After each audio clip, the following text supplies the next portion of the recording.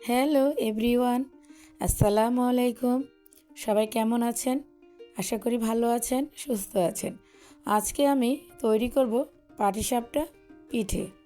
তাই প্রথমে একটি বল নিয়েছি, তাতে দিয়ে দিলাম 2 কাপ শুকনো চালের গুঁড়ো।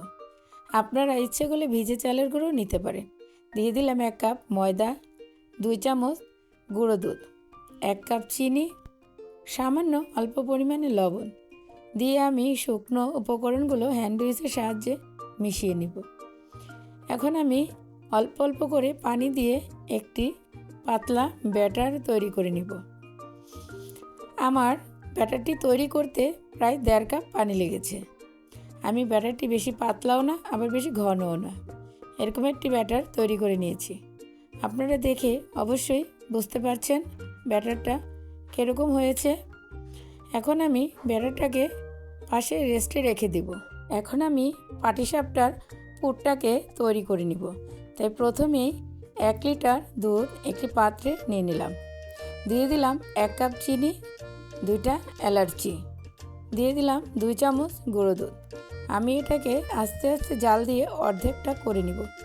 আমি সামান্য কিছুটা দুধ তুলে রেখেছিলাম। 2 চামচ চালের গুঁড়ো দিয়ে মিশিয়ে নিয়েছি।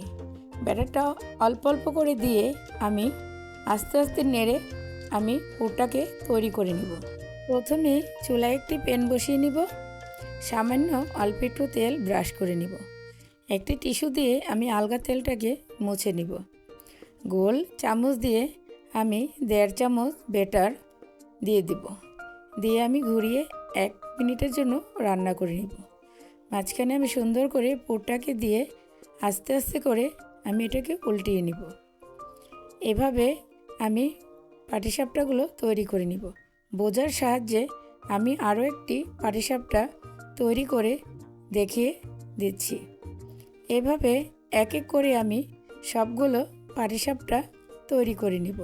পাটিসাপটা পিঠে বানানো একদমই অনেক সহজ। রেসিপিটা কেমন লাগলো? যদি রেসিপিটা ভালো লাগে তাহলে সাবস্ক্রাইব করে দিয়ে সবাই আমার চ্যানেলের পাশেই থাকবেন। আল্লাহ হাফেজ।